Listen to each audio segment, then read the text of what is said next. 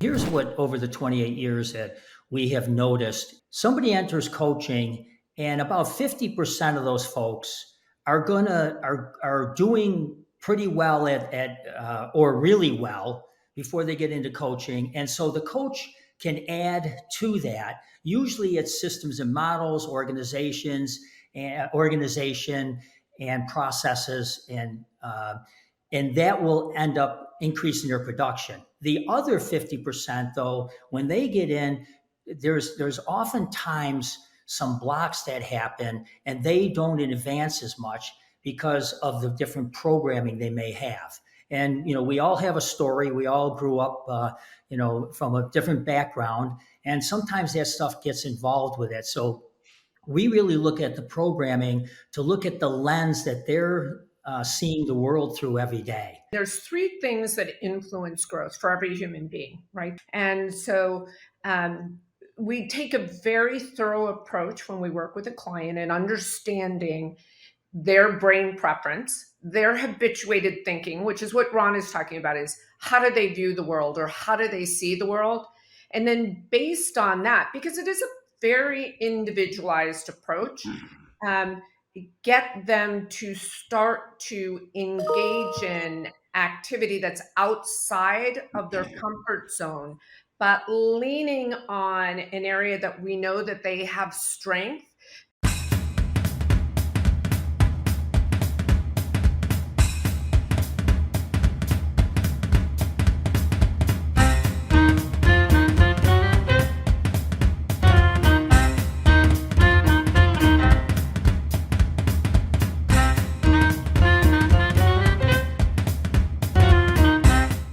Hi, everyone. Welcome back to a brand new episode of Vulcan7 Coaches and Mentors, where we bring you some of the best in the industries and they share with you their tips and strategies so that you can implement them in your business immediately.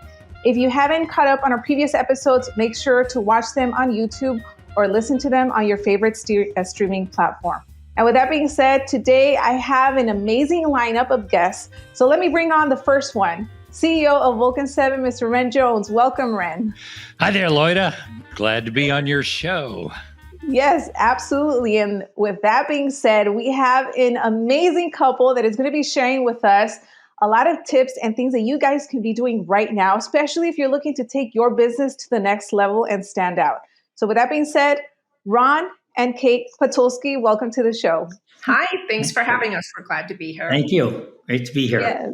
Absolutely. So for everyone that's watching, Kate and Ron, maybe we'll start with you, whoever wants to go, Ron. Share with us your background, maybe how long you've been doing this so that people can get familiar. Okay. Well, great. Well, Kate, do you want to just do it? Because we're really kind of go together in terms of our experience. We both started out many years ago with Mike Ferry as his clients and coaching clients. And when he decided to get into coaching, we were asked, and we were one of the first tier of coaches that he hired back in 1997. So we've been at it a long time. And during that time, we got to know Ren as well. And Ren was a coach for quite a few of those years as well. So Kate, you want to add anything else to that in terms of where we go from there? Yeah, no, we've been in the game since 1997. We've worked in a couple of organizations. So we worked with Mike Ferry for a while, for about a decade. We worked with MAPS Coaching.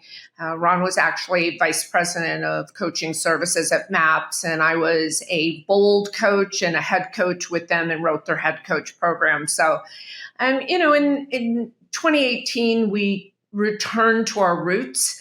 We take a pretty brain-based approach to coaching.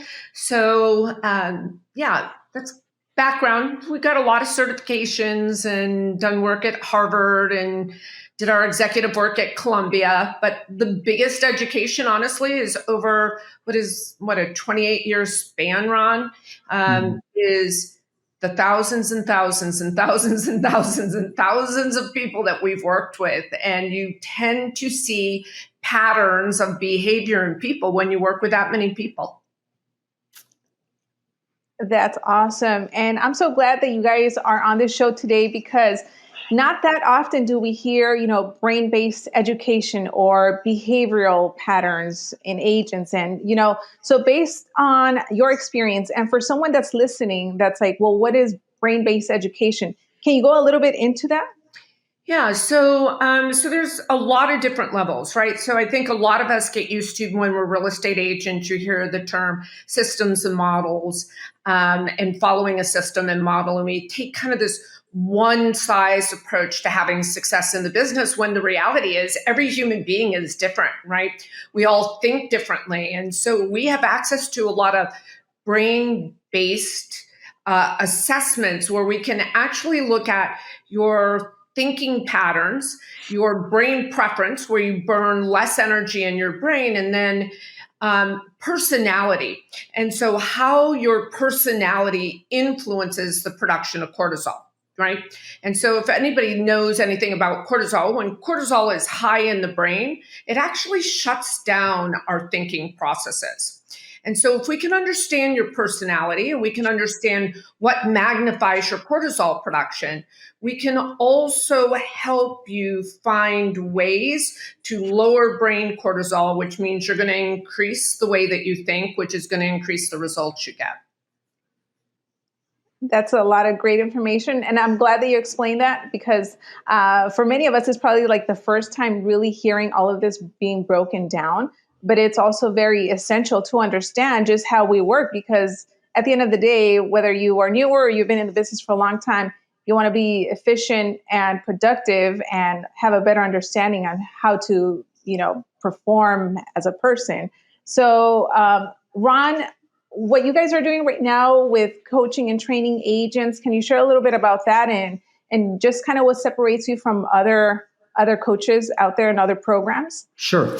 Well, I just want to expand on what Kate said with the coaching. And here's what over the 28 years that we have noticed, and I'm just going to keep it real simple. It's actually quartile, but if you look at it this way, somebody enters coaching and about 50% of those folks are doing pretty well at or really well before they get into coaching. And so the coach can add to that. Usually it's systems and models, organization and processes, and that will end up increasing their production. The other 50%, though, when they get in, there's oftentimes some blocks that happen, and they don't advance as much because of the different programming they may have. And, we all have a story. We all grew up, from a different background. And sometimes that stuff gets involved with it. So we really look at the programming to look at the lens that they're seeing the world through every day. And so we really question assumptions. Like, for example, one of the biggest assumptions that we hear now is the interest rates are high and nobody wants to buy a home. Okay, well, that's an assumption, that's a perception, and you can see, if that becomes your truth, you're not going to take a whole lot of actions in opposition of that. So therefore, you're not going to be out, actively seeking those that do want to buy homes. And by the way, there's plenty of people buying homes right now. If you look at your MLS stats. Absolutely, yes. So mindset, and it's almost like rewiring the way that you're thinking, right? Mm-hmm. Yeah. So what are, some of the first things that you have agents do to start changing that mentality, especially, as they're prospecting or talking to people? Well, here's the thing. There's three things that influence growth for every human being, right? The first one is, who are the people that you're hanging around? Who are you spending the most of your time with? And then that's followed by, what is the environment that you're putting yourself in most of the time? And then what kind of new experiences are you exposed to? And so we take a very thorough approach when we work with a client in understanding their brain preference, their habituated thinking, which is what Ron is talking about, is how do they view the world or how do they see the world?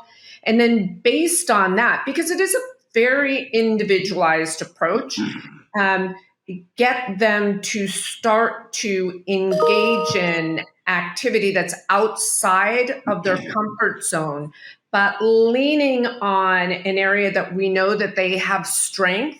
Because if you can lean on an area where you know that you have thinking strength, it will offset the uncomfortable moment of doing something that is outside of what you would normally do, right? So an example, we just finished a challenge, Ren. And so I did a 3-day challenge, and it is maybe the third one that we've done in 90 days, right? And so when we say studying the patterns of people, every challenge we run, it's a lead generation challenge. it's a lead generation, lead follow-up, has a little accountability to it, right?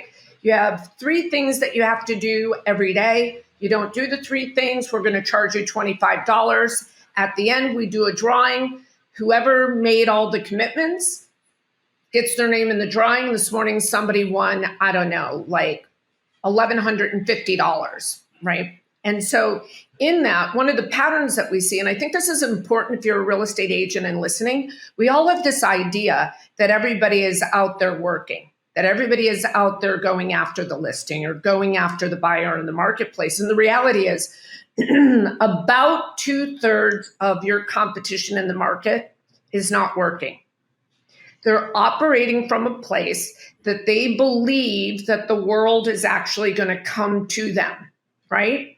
And so when Ron says we're examining the way somebody thinks, we have to identify, is somebody living in the world right now believing that the consumer is going to come to them, or do they understand that you're going to have to go out and meet the consumer? And so in this,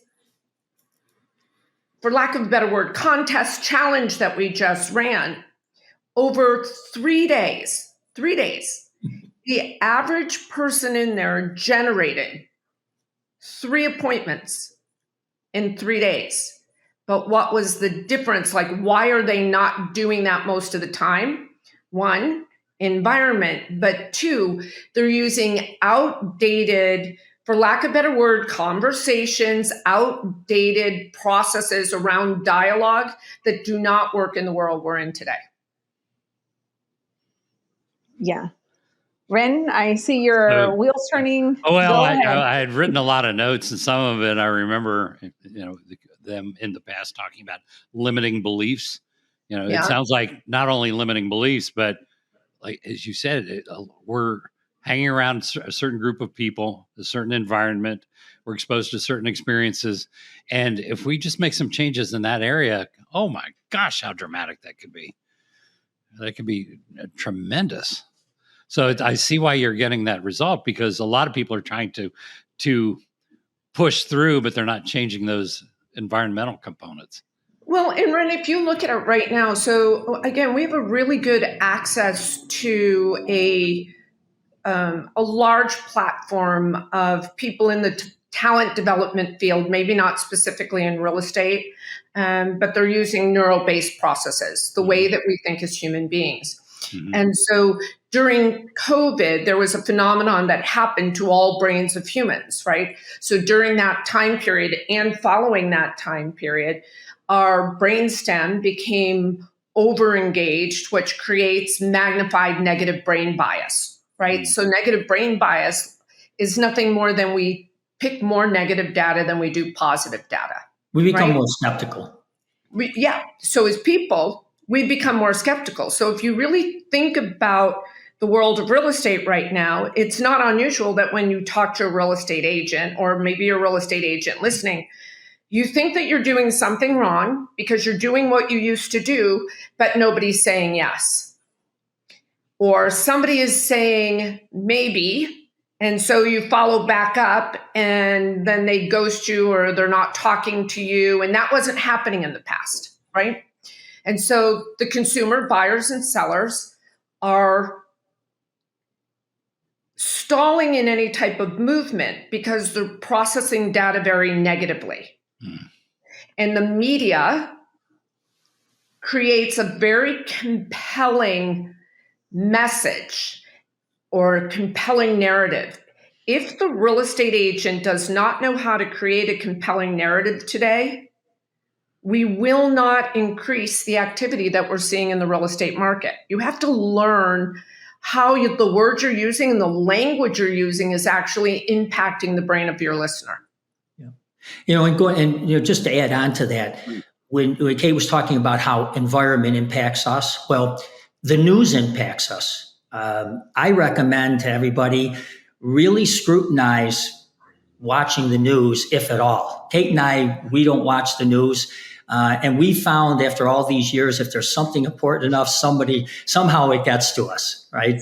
So if you want to feel better, just do an experiment. If you're somebody who watches the news, do an experiment for a week and don't watch the news for a week, and watch how you start to react differently or how you start to think differently.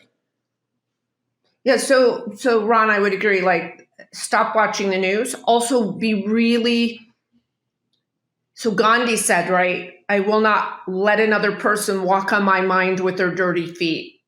Be really sensitive to who you spend your time with. If you hear somebody in your market center or in your office talking negatively about the market, just walk on by, right? Be more specific about what you're reading. Be more specific about what you're listening to. That environment's going to change the way you think, and it's going to give you the energy to be more effective to the people that you're talking to. Yeah. So really, I heard you say in the beginning, like a tip, like what is a tip? So this is a really simple conversational tip that can start to change results. A lot of times when people call their database, they will call their database and they'll say, hi, listen, it's Kate Patulski with ABC Realty. Today's call is a business call. Do you have a quick minute for me? I wanted to bring you up to speed with what was going on in the market. And then we talk at people, right? Mm-hmm. What happens is that approach may have worked in the past. It's not working today. So we talk at people. If you make one simple approach or change, and instead of saying, I want to tell you what's happening in your local market or what's happening in your neighborhood, and you ask instead, what have you noticed about the market?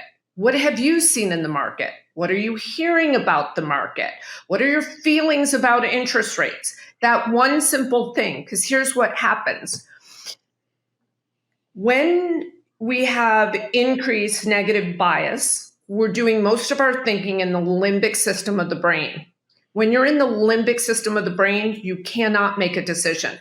Decisions are only made in the frontal cortex, right? So frontal cortex is right here behind your forehead. When you ask an objective question like, what are you thinking about, or what have you seen? It forces your listener, in this case, somebody in your database, it forces your listener to think. When they think, it moves them out of the limbic system and into the frontal cortex. You're actually redirecting their brain. You're redirecting their brain on where to put the attention and focus. So what happens is cortisol production starts to drop down. If you understand that process and you use that process, you're going to get a better result.